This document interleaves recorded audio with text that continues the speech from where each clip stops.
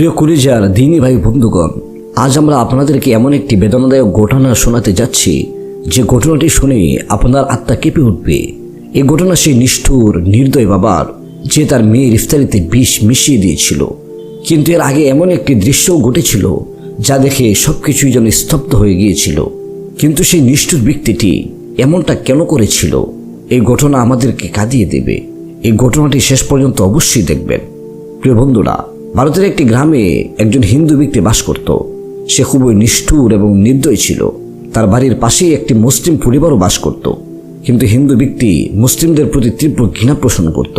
তার পছন্দ ছিল না যে কোনো মুসলিম তার কাছে দিয়েও যাক। এই গ্রামে আরও অনেক মানুষ ছিল যারা এই ধরনের ঘৃণার মধ্য দিয়েই তাদের জীবনযাপন করছিল। সেই হিন্দু ব্যক্তির একটি মেয়ে ছিল যার নাম ছিল পূজা। পূজা খুবই সুন্দরী ছিল, কিন্তু তখনও সে শিশু ছিল। সেই হিন্দু ব্যক্তির নাম ছিল রামু। সে খুবই কঠোর স্বভাবের মানুষ ছিল। পাশের মুসলিম পরিবারের আহমদ বক্স তার সুন্দর পরিবেশের সাথে তার পরিবার নিয়ে জীবনযাপন করছিলেন।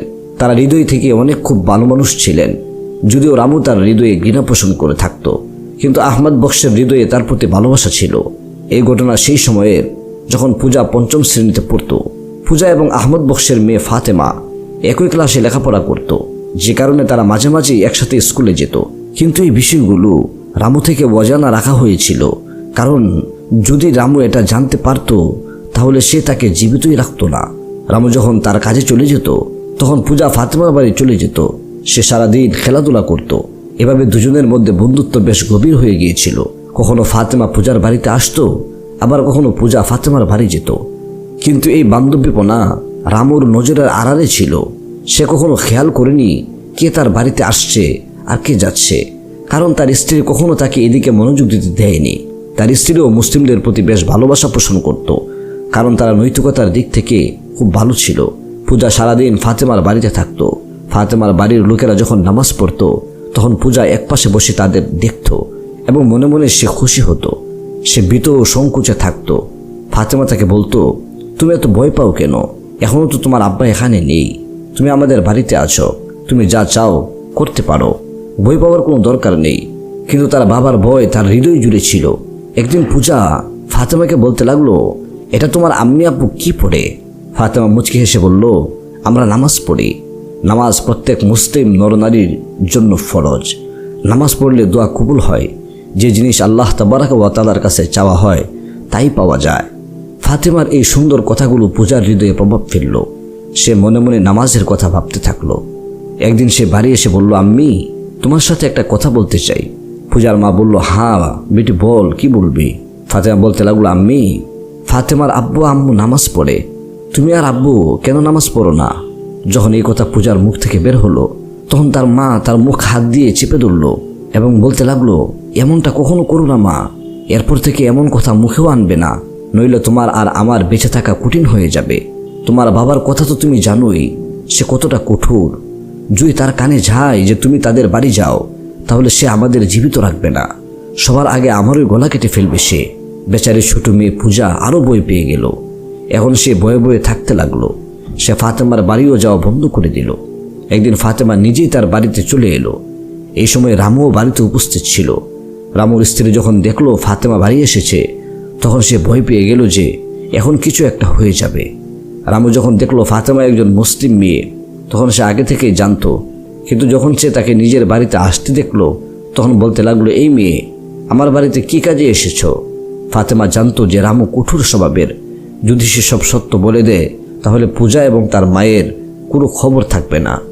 ফাতেমা বলতে লাগলো, আমাদের লবণ ফুরিয়ে গিয়েছে, আমি আপনার ঘর থেকে লবণ নিতে এসেছি। এই কথা শুনে রামু আর কিছুই বলল না, ফাতেমাকে উপেক্ষা করে বাড়ি থেকে চলে গেল। পূজার মা এসে বলতে লাগলো, মা ফাতেমা, আমি তো জানি যে তোমরা দুজন বন্ধু, কিন্তু তোমরা জানো পূজার বাবা খুব কঠোর স্বভাবের। যদি তার কানে এই রহস্য পৌঁছে যায় তাহলে সে আমাদের জীবিত রাখবে না, তাই তুমি আমাদের বাড়ি আসবে না। আমি পূজাকে তোমাদের বাড়ি পাঠিয়ে দেব, কারণ এটাই কেবল ভালো হবে। ফাতেমা বলতে লাগলো, আমি এই বিষয়ে ধারণা রাখি আন্টি, কিন্তু আপনি চিন্তা করবেন না। আমি তো চিন্তিত হয়ে গিয়েছিলাম যে পূজা আমার বাড়ি কেন আসছে না। পূজার মা বলতে লাগলো, আরে মা, যখন পূজা নামাজের কথা উল্লেখ করলো তখন আমার হৃদয় দিয়ে কেঁপে উঠল যে যদি তার বাবা শুনে ফেলে তাহলে কি হবে। ফাতেমা বলতে লাগলো, আপনি চিন্তা করবেন না, আমি আর আপনার বাড়ি আসবো না। আর পূজা, তুমি এমন কথা বাড়িতে বলবে না। এই কথাগুলো শুধু আমার বাড়িতেই বলবে, কারণ সেখানে তুমি নিরাপদ থাকো। পূজার এখন নিজের বাড়ি থেকে দম বন্ধ লাগতে শুরু করেছিল। সে এখন সারাক্ষণ ফাতেমার বাড়িতে কাটাতো। রামু এই বিষয়টি জেনে গিয়েছিল। রামু যখন জানতে পারলো, তখন সে বলতে লাগলো, এই পূজার মা, আমি তোমাকে কতবার মানা করেছি যে মেয়েকে ওই মুসলিম বাড়িতে পাঠাবে না। তুমি আমার কথা কেন বুঝো না? কাল যদি কিছু এমন তেমন হয়ে যায় তাহলে আমার উপর দোষ দেবে না। পূজার মা বলতে লাগলো, আপনি তো এমনই, কি ভাবেন যেন। তারা একই ক্লাসে পড়ে, কি হয়েছে যদি বাচ্চারা পরস্পরের সাথে মেলামেশা করে? সে বলতে লাগলো, আরে না, তুমি জানো না যে আমি মুসলিমদের এক চোখও দেখতে পারি না। তুমি কেন আমার কথা বুঝো না? পূজার মা বলতে লাগলো, আরে ছাড়ুন, আপনি কি অপ্রয়োজনীয় কথা নিয়ে বসে পড়েন। পূজার মা বড়ই কষ্টে রামুকে এই বিষয়গুলো থেকে দূরে রাখার চেষ্টা করত, কিন্তু হয়তো ভাগ্যের কিছু অন্য পরিকল্পনা ছিল। একদিন পূজা ফাতেমার বাড়ি গেল। ফাতেমা এবং তার মা বাবা নামাজ পড়ছিল। রমজান শরীফের মাস চলছিল। নামাজ পড়ার পর তারা ইফতার করলো। পূজাও তাদের পাশে বসা ছিল, তাই সেও তাদের সাথে মিলে ইফতার করতে লাগলো। ইফতার করে ফাতেমা মাগরিবের নামাজ আদায় করলো এবং পূজাকে বলল, তুমিও আমাদের সাথে নামাজ পড়ো। পূজা আগে থেকেই এটা ভাবছিল যে সেও ফাতেমার মতো নামাজ পড়বে। পূজা খুশি মনে ফাতেমার সাথে উজু করলো এবং দুজনে নামাজ পড়তে লাগলো। কিন্তু এই বিষয়টি ফাতেমার মা বাবার অজানা ছিল। এভাবে এখন পূজাও ফাতেমার বাড়ি আসতে লাগলো এবং নামাজ পড়তে লাগলো। ধীরে ধীরে সে বড় হতে লাগলো এবং ইসলামের প্রতি তার ভালোবাসা দিন দিন বাড়তে লাগলো। যখন ফাতেমা কোরআন পড়তো, তখন পূজা বলতো, আমাকেও কোরআন পড়িয়ে দাও। ধীরে ধীরে ফাতেমা পূজাকে কোরআন মজিদ পড়ানো শুরু করলো। পূজা কোরআন মজিদ তরজমার সাথে পড়তে শুরু করলো এবং বোঝার চেষ্টা করলো। আল্লাহ তাবারক ওয়া তাআলা তার হৃদয়ে নিজের ভালোবাসা ঢেলে দিয়েছিলেন। সে ইসলামের সৌন্দর্য বুঝতে শুরু করেছিল। সে জেনে গিয়েছিল যে এটি একটি সুন্দর এবং সত্য ধর্ম। একদিন পূজা বলতে লাগলো, আমার কোনো ভয় নেই, তুমি আমার বাড়ি আসবে। এখন আমরা বড় হয়ে গিয়েছি। আমি চাই আমাদের বন্ধুত্ব চিরকাল অটুট থাকুক, কারণ তুমি আমার জীবন বদলে দিয়েছ। তুমি আমাকে সেই নির্জনতা থেকে বের করে এনেছো যেখানে আমি পড়েছিলাম। আমি এই অন্ধকার কূপ থেকে বেরিয়ে আলোর দিকে এসেছি। আল্লাহ তাবারক ওয়া তাআলার ভালোবাসা আমি অর্জন করতে পেরেছি। এবার ফাতেমা বলতে লাগলো, পূজা, এই কথা তুমি কখনো তোমার মা বাবাকে বলবে না। এই কথা আমার মা বাবাও জানে না, কারণ তারা জানে যে তোমার মা বাবা খুব কঠোর। এটা একটা রহস্য হয়ে থাকবে। পূজা মুচকি হেসে বলতে লাগলো, তুমি চিন্তা করো না, আমি কারো সামনে উল্লেখ করব না কখনো। এবার ফাতেমা বলল, দেখো, এই কথা লুকানোর মতো তো নয়। তুমি নামাজ পড়বে, তাহলে তারা তো দেখেই ফেলবে। এবার পূজা বলল, তুমি চিন্তা করো না, আমি সব কিছু সামলে নেব ইনশাআল্লাহ। তোমার ভয় পাওয়ার কোনো দরকার নেই। শুধু তুমি আমার বাড়ি আসবে, কারণ আমি একা একা থাকতে বিরক্ত হয়ে যাই। একথা তখনও কেউ জানতো না। এই নিষ্পাপ হৃদয়ের মেয়েরা যা করছিল, তাদের নিজস্ব একটা আলাদা জগৎ ছিল। তারা জানতো না যে শত্রুর সাপের মতো তাদের চারপাশে ঘুরছে। একদিন ঝড় আসবে, অতঃপর একদিন সেই ঝড় আসলো। একদিন ফাতেমা পূজার সাথে দেখা করতে এলো। তখন বাড়িতে কেউ ছিল না, কারণ রামু এবং তার স্ত্রী বাজারে গিয়েছিল। ফাতেমা বলতে লাগলো, যাই হোক, ঝড়ের সময় হয়ে গিয়েছে, চলো আমরা নামাজ আদায় করে নেই। তোমার আব্বি আম্মু বাড়িতেও নেই। পূজা বলতে লাগলো, হ্যাঁ, আমিও এটাই ভাবছিলাম। এবার ফাতেমা বলল, আচ্ছা, তাড়াতাড়ি যাও এবং বাড়ির দরজা বন্ধ করে এসো। পূজা গেল, কিন্তু দরজা বন্ধ না করে সে দরজার কাছে দাঁড়িয়ে গেল এবং বলতে লাগলো, আমি দরজা কেন বন্ধ করব? আমি কাউকে ভয় করি না। আল্লাহ তাবারক ওয়া তাআলা সব কিছু দেখছেন। আমার শুধু আল্লাহ তাবারক ওয়া তাআলাকেই তো ভয় করা উচিত। সে এভাবেই ফিরে এলো, দরজাটা আর বন্ধ করলো না। ফাতেমা তখন নামাজে ব্যস্ত হয়ে গেল এবং পূজাও নামাজ পড়তে শুরু করলো। আল্লাহর করুণায় এমন হলো যে রামু এবং তার স্ত্রী ঠিক সেই সময় বাড়িতে ফিরে এলো। যখন রামু নিজের চোখে দেখল যে ফাতেমা এবং পূজা দুজনেই নামাজ পড়ছে, তখন তার ভেতরে আগুন জ্বলে উঠল।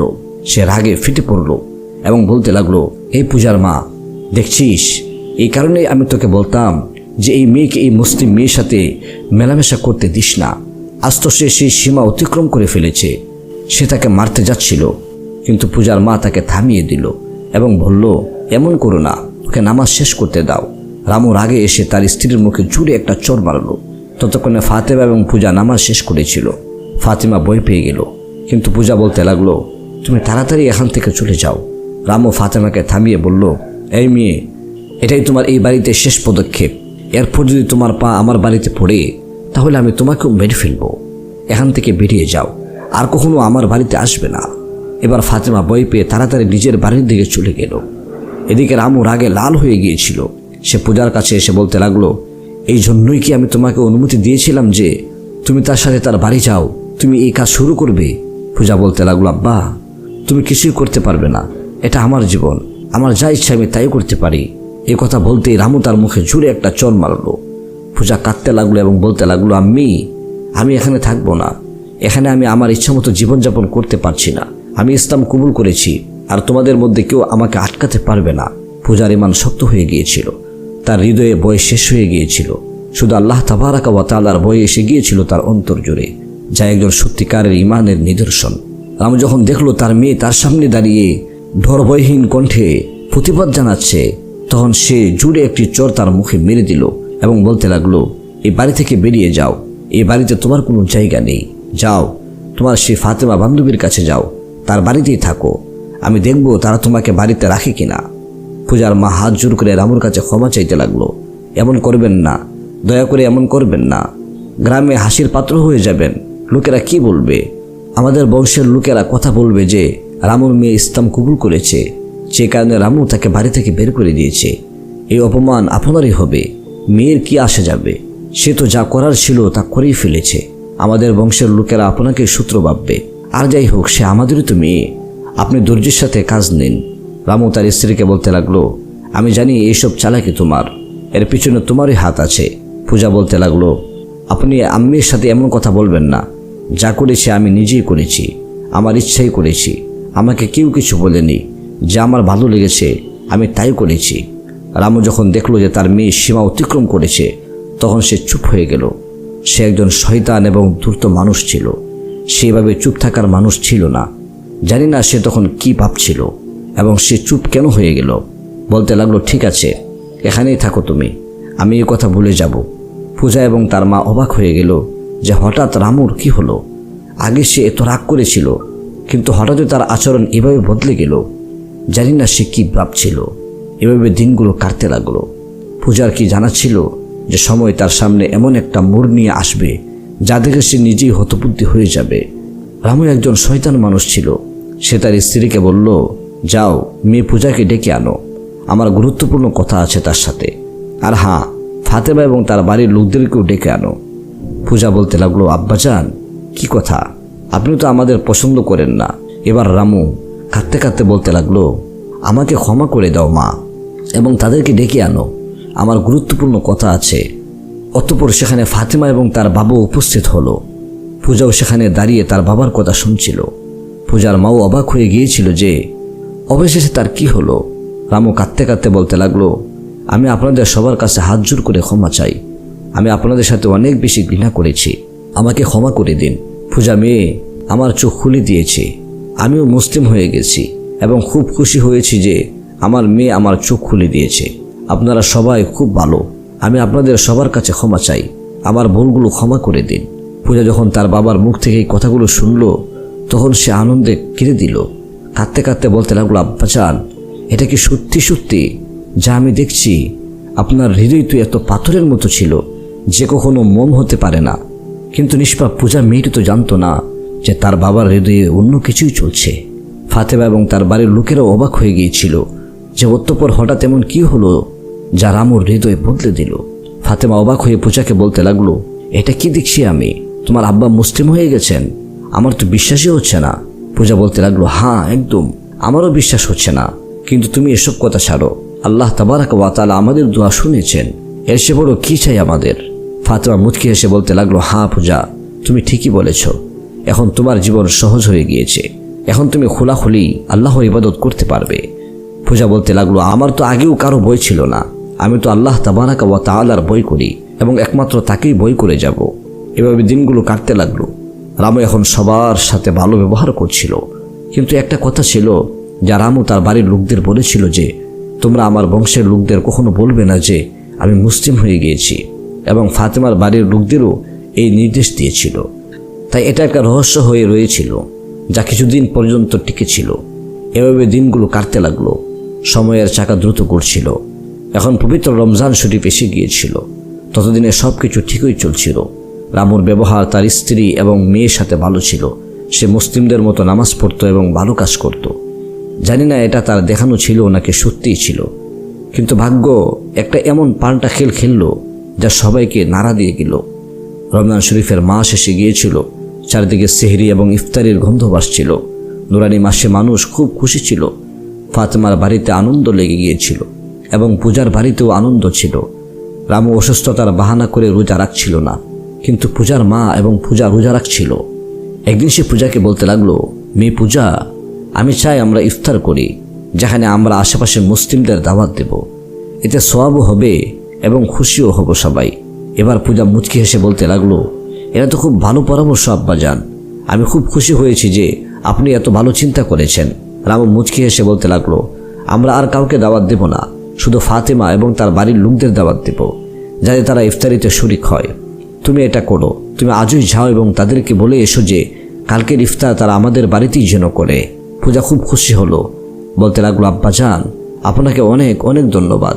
আপনার হৃদয় বদলে গেছে, এর চেয়ে আমার আর কি খুশি হতে পারে। পূজার সাথে সাথেই পায়ে দৌড়ে ফাতেমার বাড়ি গেল এবং খুশি মনে বলতে লাগলো, আসসালামু আলাইকুম। আজ আমি আপনাদের সবাইকে কালকে রোজার ইফতারের দাওয়াত দিতে এসেছি, কারণ আমার আব্বাজান বলেছেন যেন আমি আপনাদেরকে দাওয়াত দিয়ে আসি। অনুগ্রহ করে কালকের ইফতার আপনারা আমাদের বাড়িতে করবেন। ফাতেমা এবং তার বাড়ির লোকেরা খুবই খুশি হলো। পূজা মা, আমরা খুব খুশি, আল্লাহর শুকরিয়া আদায় করি, কিন্তু আমি একটা কথা বলতে চাই। তুমি তোমার নাম বলতে ফেলো, ইসলামিক নাম রাখো এবং তোমার বাড়ির লোকদেরও বলো যেন তারাও তাদের নাম বদলে ফেলো, কারণ তোমরা ইসলামের মতো সম্পদ অর্জন করেছ। এবার পূজা বলতে লাগলো, হ্যাঁ আন্টি, আপনি ঠিক বলেছেন, আমি এই বিষয়ে আমার বাবার সাথে কথা বলবো। ফাতেমা মা বলতে লাগলো, শুকরিয়া মা, তোমার বাবার হৃদয় নরম হয়েছে এবং তার চোখ খুলে গিয়েছে, ভালো মন্দের পরিচয় সে পেয়েছে। পূজা বলল, হ্যাঁ আন্টি, আল্লাহ তাবারাক ওয়া তাআলা আমাদেরকে সাহায্য করেছেন। এই কথা বলে পূজা বাড়ি ফিরে এলো। রামু বলতে লাগলো, মেয়ে পুজো, তুমি এবং তোমার মা বাড়িতে থাকো, আমি বাজারে যাচ্ছি ইফতারের জিনিসপত্র আনতে। পূজা বলতে লাগলো, আব্বাজান, আপনি একা কিভাবে যাবেন? আমি আপনার সাথে যাই। সে বলতে লাগলো, না না মা, আমি বললাম না তুমি বাড়ি থাকো, আমি নিজেই একা চলে যাব। এই বলে রামু বাড়ি থেকে বেরিয়ে গেল, কিন্তু পথে তার মুখে শয়তানি একটি হাসি ছিল এবং তার হৃদয়ের ভিতরে কি দুষ্টুমির কথা ঘুরপাক খাচ্ছিল। সে হাসতে হাসতে বলতে লাগলো, এবার আসবে মজা, আমি দেখব এবার সময় কেমন হয়। সে এখনও আমার সাথে পরিচিত নয়, সে আমাকে চিনে উঠতে পারেনি। তারা ভেবেছে যে আমি বদলে গিয়েছি, কিন্তু এটা যে একটা পরিকল্পনা ছিল। আমি এই সময় অপেক্ষা করছিলাম, আর সেই সময় আখেরে চলে এসেছে। কিন্তু দুনিয়ার কেউ জানতো না সে কি নিষ্ঠুরতা করতে যাচ্ছিল। জানি না সে নির্দয় মানুষগুলো তার হৃদয়ে কি শয়তানি পরিকল্পনা তৈরি করে বসেছিল। সে বাজারে গেল এবং ইফতারের জন্য কিছু ফলমূল এবং খাওয়ার জন্য প্রয়োজনীয় জিনিসপত্র কিনল। আর ফেরার পথে সে এমন একটি দোকানে গেল যেখান থেকে সে একটি শিশিতে একটা ওষুধ নিয়ে এলো। সেই শিশিটা হাতে ধরে মুচকি হেসে বলতে লাগলো, এবার আসবে মজা, আসল খেলা তো এখন শুরু হবে। যা আমি করতে যাচ্ছি তাতে সবার পরিচয় বেরিয়ে আসবে, সবার সাহস, সবার ইমান সব কিছুই সামনে চলে আসবে। আজ তাদের শেষ ইফতারি হবে, তাদের মৃত্যুর ইফতারি। এই বলে সে শিশিটা তার পকেটে ঢুকিয়ে বাড়ি ফিরে এলো। বাড়ি ফিরে দেখলো পূজা এবং তার মা বাড়ির পরিচ্ছন্নতায় ব্যস্ত এবং খুশি মনে বাড়ি পরিষ্কার করছে। তারা জানতো না যে সেই নিষ্ঠুর মানুষ কি পরিকল্পনা করে ফেলেছে, তার নিয়ত কতটা খারাপ হয়ে গিয়েছিল। তার দেখানো ইমান আস্তে আস্তে স্পষ্ট হচ্ছিল, কিন্তু সেই মা মেয়ে এই বিষয়ে অজ্ঞ ছিল। পূজা বলতে লাগলো, আব্বাজান, দেখুন আমরা বাড়িটা কত সুন্দর করে সাজিয়েছি, ইফতারি তো আজ আমাদের বাড়িতে, এই জন্য। সে বলতে লাগলো, আরে মা, আসতে বলো, কেউ শুনে ফেললে আমরা কি করব? পূজা বলতে লাগলো, আপনি কি বলছেন বাবা, কে শুনবে? আর আমরা যা বলি আমাদের ইচ্ছা, আমরা তো কাউকে গালি দিচ্ছি না। সে বলতে লাগলো, বন্ধ করো মেয়ে, বন্ধ করো, আমার বংশের লোকদের কথা তোমার জানা নেই? চুপ থাকো তুমি, আর তাড়াতাড়ি এই জিনিসপত্র ধরো এবং খাবার প্রস্তুতি করো। সেহরির জন্য জিনিসপত্র তৈরি রেখো। সকালের সূর্য খুব ভয়ানক বেদনা নিয়ে উঠল। ফাতেমার পুরো বাড়ি রোজা রেখেছিল এবং পূজা এবং তার মাও, রামু ছাড়া। কিন্তু রামু দেখানোর জন্য রোজা রেখেছিল, যদিও সে রোজা ছিল না। সে খুব খুশি ছিল আজকের দিনে, সে খুশিতে নাচছিল। পূজা বলতে লাগলো, আব্বাজান, খবর তো ভালো, আজ আপনি খুবই খুশি মনে হচ্ছে ইফতারের খুশি। সে বলল, হ্যাঁ মা, আজ ইফতারের খুশি লাগছে আমার। আজকের দিন আমার জন্য বড় জয়ের দিন, কারণ আমি এই দিনের জন্য অনেক অপেক্ষা করেছি। অনেক কষ্টের পর আজ আমি এই দিন পেয়েছি। পূজা বলতে লাগলো, সত্যি আব্বাজান, এটা তো খুব ভালো কথা। সে জানতো না যে এই নিষ্ঠুর প্রাণীটি মানুষ নাকি এটা শয়তান যে মানুষের রূপে পোশাক পরে বসে আছে। রামু খুবই খুশি ছিল। ইফতারির সময় এসে গিয়েছিল। ফাতেমা এবং তার বাড়ির লোকেরা পূজার বাড়ি এসে গিয়েছিল। পূজা মজাদার ইফতারি তৈরি করেছিল। তার মাও তার সাহায্য করেছিল। মজাদার খাবার তৈরি করা হয়েছিল ইফতারিতে। ইফতারির দস্তরখানা সাজানো হলো, যেখানে সুস্বাদু খাবারের থালা রাখা হলো এবং ফলমূল এবং পানীয়। চারদিকে শুধু খাবারের গ্রান আর গ্রান। আনন্দ লেগে গিয়েছিল রোজাদারের অন্তরে। পূজা এটা দেখে খুব খুশি হলো এবং আকাশের দিকে তাকিয়ে বলতে লাগলো, হে মহিয়ান আল্লাহ, এই দিন আমার স্বপ্নের মতো মনে হচ্ছে। আমাদের এই হিন্দু পরিবারের এই বরকত নাসিল হবে আমি কখনো ভাবতেও পারিনি। এই বাড়িটিকে সবসময় এইভাবে আবাদ রেখো আল্লাহ। আমার বাড়ির খুশিগুলো সুরক্ষিত রাখো, কোনো শয়তানের নজর যেন না লাগে। এই দোয়াই করছিল সে জানতো না যে শয়তান তো তার বাড়িতেই উপস্থিত আছে, তার বাবার রূপে। রামু তাড়াতাড়ি ঘর থেকে বেরিয়ে এলো। ফাতিমা এবং তার বাবা, পূজা এবং পূজার মা, তাড়াতাড়ি এসো, এই ঘরে বসো এবং শুকরানার নফল আদায় করো, কারণ আমি এই মানত করেছিলাম যে যেদিন আমাদের বাড়িতে প্রথম ইফতারি হবে সবাই শুকরানার নফল আদায় করবে। এই কথা শুনে তারা সবাই শুকরানার নফল আদায় করতে ঘরে চলে গেল। রামু এই সুযোগের সদ্ব্যবহার করলো এবং তাড়াতাড়ি বিষের শিশি বের করলো এবং মুচকি হেসে বলল, এবার আসবে মজা। এবার সেটা হবে যা সবাই দেখে কেঁপে উঠবে, সবার হৃদয় দুর্বল হয়ে যাবে, কারণ আমার ঘৃণা খুব তীব্র। কিন্তু রামুর জানা ছিল না যে আল্লাহ তাবারাকা ওয়া তাআলার জাত তার নাপাক ইরাদা দেখছিল। সে একজন পাথরের হৃদয়ের মানুষ ছিল, যার হৃদয় পাথরের চেয়েও শক্ত ছিল, যা কখনো গলতে পারে না। সে তাড়াতাড়ি সব খাবারে বিষ মিশিয়ে দিল। শরবতে এবং পানিতেও সে বিষ মিশালো। এখন সে তার কাজ সম্পন্ন করে ফেলেছিল। সে তাড়াতাড়ি ঘরে গেল এবং নফল আদায় করতে লাগলো। এই নফল শুধুই দেখানো ছিল। যখন ইফতারির সময় কাছে এলো তখন সবাই দস্তরখানে উপস্থিত হলো। অবশেষে সবাই রোজা ভাঙ্গার দোয়া পড়ল এবং সবাই ইফতারি শুরু করলো। কিন্তু রামুর মুখে অদ্ভুত হাসি। পূজা বলতে লাগলো, আব্বাজান, আপনি খাবেন না? আপনি এভাবে কেন বসে আছেন? রামু মুচকি হেসে বলতে লাগলো, আমার খুশিতে বুক লাগছে না, আমার ক্ষুধার অনুভূতিও হচ্ছে না, কারণ আজকের খুশি আমার চিন্তার চেয়েও বড়। সবাই ইফতারি করতে লাগলো। ধীরে ধীরে ইফতারির সব খাবার শেষ হয়ে যাচ্ছিল। যত খাবার শেষ হচ্ছিল রামুর মুখের রং বদলে যাচ্ছিল। তার মুখে অদ্ভুত অশুভ ভাব আসছিল। যখন সবাই ইফতারি করে নিল তখন সবাই শুকরিয়ার দোয়া আদায় করলো। অনেক সময় পেরিয়ে গিয়েছিল। এখন প্রায় মাগরিবের সময় হয়ে গিয়েছিল। সবাই দস্তরখানে উপস্থিত ছিল। রামু হঠাৎ কেঁপে উঠল এবং তার রং ফ্যাকাশে হয়ে গেল। সে বুঝতে পারছিল না যে বিষের প্রভাব এখনও কারো উপর পড়েনি কেন। পূজা বলতে লাগলো, আব্বাজান, আপনার শরীর তো ঠিক আছে, আপনার ঘাম বের হচ্ছে। এই সময় রামুর অবস্থা খারাপ হচ্ছিল। তার পায়ের তলায় মাটি যেন সরে গিয়েছিল। সে ভাবছিল যে এটা সম্ভব নয়, কিন্তু তবু সে সাহস করে বসে থাকলো এবং সেই সময়ের অপেক্ষা করতে লাগলো যে কখন এদের মৃত্যু হবে। কিন্তু এটা তার সবচেয়ে বড় ভুল ছিল। সে জানতো না যে সে তার পক্ষ থেকে পুরো চেষ্টা করেছে, কিন্তু রক্ষা করার জাত একমাত্র আল্লাহ তাবারাকা ওয়া তাআলা। তিনি আহকামুল হাকিমিন, তিনি রয়েছেন এবং তিনি সব কিছু দেখছেন। প্রত্যেকের চালাকি। যদি কোনো মানুষ ভালো কোনো মানুষের সাথে প্রতারণা করে, সে নিজেই সে গর্তে পড়ে, যে গর্ত সে অন্যের জন্য খুলেছিল। এই সময় রামু হঠাৎ অজ্ঞান হতে লাগলো। অদ্ভুত অদ্ভুত শব্দ তার মুখ থেকে বের হতে লাগলো। তার ঘাম ঝরছিল। সেখানে সবাই উদ্বিগ্ন হয়ে গেল। পূজা কাঁদতে লাগলো এবং বাবার মুখে পানি ছিটিয়ে দিতে লাগলো। ফাতেমার বাড়ির লোকেরাও উদ্বিগ্ন হয়ে গেল যে জানি না তার কি হয়েছে। সবাই খুব উদ্বিগ্ন হয়ে তার অবস্থা দেখতে লাগলো। পূজা কাঁদতে কাঁদতে বলতে লাগলো, আঙ্কেল, তাড়াতাড়ি যান, ডাক্তার ডেকে আনুন। মনে হচ্ছে আব্বাজানের শরীর খুব খারাপ। যে ফাতেমার বাবা বাড়ি থেকে বের হয়ে যাচ্ছিল তখন রামু হাত দিয়ে ইশারা করলো, যেও না। এই সময় সে নিজেকে সামলালো, কিন্তু তার জিহ্বায় কালেমা চলছিল। সে আল্লাহু আকবারের জিকির করছিল। এই সময় সে বলল, আমার পানি দরকার, আমি উঁচু করব। কেউ বুঝতে পারছিল না যে হঠাৎই কি হচ্ছে। তাড়াতাড়ি সে কাপা শরীরে উঁচু করলো এবং জায়নামাজে দাঁড়িয়ে নফল আদায় করতে লাগলো। এই সময় সে সিজদায় পড়ে গেল এবং কাঁদতে লাগলো। তার কান্নার বেদনাদায়ক শব্দ শুনে সেখানে উপস্থিত সকলেই কাঁদতে শুরু করলো, কারণ তার কণ্ঠে অনেক বেদনা ছিল। সে চিৎকার করে কাঁদছিল এবং সিজদায় আল্লাহর কাছে ক্ষমা চাইছিল। তখন কেউ জানতো না যে কি হয়েছে।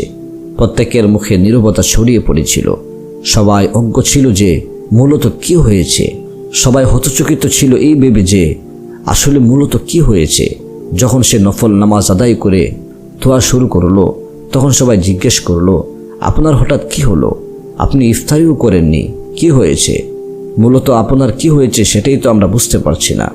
আপনি নফল আদায় করলেন, ভালো, আপনার অবস্থা এত খারাপ হয়েছে কেন? এবং হঠাৎ এখন আপনি সুস্থ আবার হয়ে গেলেন কিভাবে?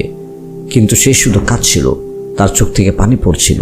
সে বলতে লাগলো, আমি তোমাদের একটা কথা বলতে যাচ্ছি। আমি চাই এই কথাটি আমার পুরো বংশের লোকেরা, এমনকি পুরো গ্রাম শুনুক। যাও, তোমরা পুরো গ্রামকে ডেকে আনো। সবাই অবাক হয়ে গেল যে মূলত এমন কি হলো যা সবার সামনে বলতে হবে। কিন্তু তবু পুরো গ্রামকে একত্রিত করে আনা হলো, যার মধ্যে হিন্দু এবং মুসলমান সবাই ছিল। এই সময় তাদের বাড়িতে গোটা গ্রামের লোকদের ভিড় জমে গিয়েছিল। বাড়ির লোকেরা তখন অধীর আগ্রহে অপেক্ষা করছিল যে সর্বশেষ রামু কি বলতে যাচ্ছে। রামু কাঁপতে কাঁপতে বলতে লাগলো, আমার বাড়ির লোকেরা এবং ফাতেমার বাড়ির লোকেরা আমাকে মাফ করে দাও। এই গ্রামবাসী, তোমরা সবাই আমার কথা শোনো। আমি আজ এমন একটি কাজ করেছি যা মানবতার সীমার বাইরে চলে গিয়েছে। আমি একটি পাথরের হৃদয়ের মানুষ, নির্মম মানুষ। সে তার পুরো ঘটনা খুলে বলতে লাগলো। সে বলতে লাগলো, আমি ইসলাম কবুল শুধু দেখানোর জন্য করেছিলাম, যাতে আমি আমার ঘৃণা প্রকাশ করতে পারি এবং তাদের মিথ্যা প্রমাণ করতে পারি। কিন্তু এটি আমার বড় ভুল ছিল। আমি অনেকবার পরিকল্পনা করেছি যে আমি আমার স্ত্রী এবং মেয়েকে বিষ দিয়ে মেরে ফেলব, কিন্তু প্রতিবার আমার হৃদয়ে খেয়াল এসেছে যে এই দুজনকে মেরে আমি কিছুই পাবো না। আমি তখন হৃদয়ে একটি শয়তানি পরিকল্পনা বানালাম যে আমি ফাতেমার পুরো বাড়িকেও এর সাথে যুক্ত করব এবং সবাইকে বিষ দিয়ে দেব, এবং আমি বলবো যে তারা রোজা রেখেছিল এবং ইফতারিতে বিষ মিশে গিয়েছিল, কিন্তু এদের কেউ সাহায্য করেনি। আমার হৃদয়ে এই খেয়াল ছিল। কিন্তু আজ যখন আমি ইফতারিতে বিষ মিশিয়েছিলাম যে এরা সবাই ইফতারি করে মরে যাবে, আমি রমজানের অপেক্ষা করছিলাম যে কবে রমজান শরীফ আসবে। পূজা তার বাবার মুখ থেকে এই কথাগুলো শুনে তার অশ্র থামছিল না। কি সত্যি এটা আমার বাবা, যে নিজের ভাইয়ের খুশির সাথে সাথে তার প্রতিবেশীর খুশিকেও জ্বালানোর চেষ্টা করছে? কিন্তু তিনি তো আল্লাহ তাবারাকা ওয়া তাআলা যাচ্ছিল, তিনি সাহায্য করেছেন। না হয় এই কঠোর বান্দা তো তার তরফ থেকে পুরো চেষ্টাই করেছিল যে এরা যেন মরে যায়। এই সময় ফাতেমা এবং তার বাড়ির লোকদের চোখ থেকে অশ্রু ঝরছিল, প্রত্যেকে কাঁদছিল। সেখানে দাঁড়ানো লোকেরাও কাঁদছিল, সবাই রোমাঞ্চিত হয়ে গিয়েছিল। সেখানে দাঁড়ানো হিন্দুরা কালেমা পড়তে লাগলো। রামু এমন কিছু শব্দ বলল যা সবার পায়ের নিচের জমি সরিয়ে দিয়েছিল। সবাই কেঁপে উঠল। এই ঘটনা তাদেরকে রোমাঞ্চিত করে ফেলল। এই দৃশ্য পাখিরাও অনুভব করতে লাগলো। কিন্তু যেই আমি বিষ মিশিয়েছিলাম তখন সবাই ইফতারি করলো, কিন্তু তাদের কিছুই হলো না, যদিও সেই বিষ খুব বিষাক্ত ছিল। সেই সময় আমি উপলব্ধি করলাম যে আমি নাদান। আল্লাহ তাবারাকা ওয়া তাআলা যার রেজামন্দির জন্য তারা রোজা রেখেছিল, তিনি তাদেরকে সাহায্য করেছেন। তিনি এমন সাহায্য করলেন যে আমার মতো পাথরের হৃদয়েও তিনি মোহর মেরে দিলেন। আমাকে মাফ করে দাও, তোমরা চাইলে আমাকে শাস্তি দিতে পারো, আমি শাস্তির হকদার। এবার ফাতেমা কাঁদতে কাঁদতে এসে বলতে লাগলো, আঙ্কেল, আল্লাহ আজ দেখিয়ে দিয়েছেন যে যারা তার উপর ভরসা রাখে তাদের সাথে কেউ খারাপ করতে পারে না। কারণ যার সাথে আল্লাহ তাবারাকা ওয়া তাআলা রয়েছেন, যার হেফাজত আল্লাহ তাবারাকা ওয়া তাআলা নিজে করছেন, তার কেউ একটি চুলও ক্ষতি করতে পারবে না। তাহলে এই বিষ কি জিনিস? ইমানের শক্তি সবচেয়ে বড়। আল্লাহর ভয় হৃদয়ে থাকা উচিত, মৃত্যুর এবং মানুষের নয়। আমরা আপনাকে শাস্তি দিচ্ছি না, আপনার হৃদয় বদলে গিয়েছে। আমাদের জন্য এটি খুব বড় খুশির কথা। শুধু আপনার নয়, বরং আপনার এই কাজের মাধ্যমে অনেকে এমন অমুসলিমও নেক হয়ে গিয়েছে, এবং এমন অনেক মানুষ যাদের হৃদয় পাথরের মতো ছিল তা পরিষ্কার এবং ফুলের মতো নরম হয়ে গিয়েছে। আমরা খুবই খুশি হয়েছি। আপনি আল্লাহর কাছে নিজের গুনাহের জন্য মাফ চান, আমরা তো আপনাকে মাফ করে দেব। শুধু আপনি এই কথা মনে রাখবেন, যাদের সাথে আল্লাহ আছেন তাদের কখনো কিছুই হয় না, কেউ তাদের ক্ষতি করতে পারে না, এবং যে তাদের জন্য খারাপ ভাবে বা খারাপ কিছু চিন্তা করে তবে সে নিজেই সেই করতে পড়ে যায়। এভাবে আল্লাহ তাবারাকা ওয়া তাআলা এইসব মুনাফিকদের হৃদয়ে মহাব্বত ঢেলে দেন। পূজার দোয়া কবুল হয়ে গিয়েছিল, সবাই নেক পথে এসে গিয়েছিল, এবং সেই রমজান শরীফ তাদের জন্য বরকতের, আমানের এবং সমস্ত মুসলমানদের জন্য খুশির কারণ হয়ে গেল। দুনিয়ার সমস্ত মুসলমানদের জন্য এই রমজানুল করিম পবিত্র হোক, বরকতের হোক। আমিন সুম্মা আমিন। প্রিয় বন্ধুরা, এই গল্প ভালো লেগে থাকলে আপনার বন্ধুদের সাথে সদকায়ে জারিয়া হিসেবে শেয়ার করে দিবেন, এভাবেই নতুন নতুন গল্প ইনশাল্লাহ আপনারা পেতে থাকবেন। আমাদের জন্য কোনো পরামর্শ থাকলে অবশ্যই কমেন্টে লিখতে পারেন। দেখা হবে পরবর্তী নতুন ভিডিওতে। ততক্ষণ রব্বে কারিম আমাদের ভালো রাখুন, সুস্থ রাখুন। আল্লাহ হাফিজ।